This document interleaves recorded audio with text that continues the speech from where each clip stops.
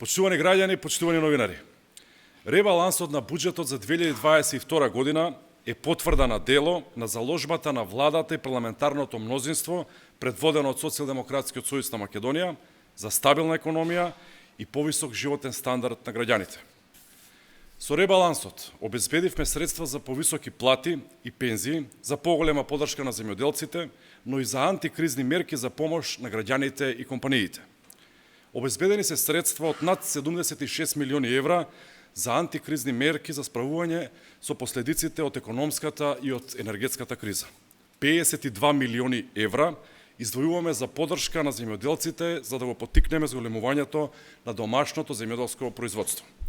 Средствата се обезбедени за рекорден раст на пензиите, за зголемување на платите во образованието и детската заштита, но и за субвенционирање повисоки плати во приватниот сектор. Со овој ребаланс, кој е поздравен и од Светската банка, не се запоставени ниту капиталните проекти кои се важни за економскиот раст во државата. Ова е уште една алатка за обезбедување на макроекономска стабилност и конкретна поддршка за стопанството. Продолжуваме со реализација на мерки и политики кои имаат за цел заштита на животниот стандард на граѓаните и полесно справување со последиците од глобалната економска и енергетска криза. Благодарам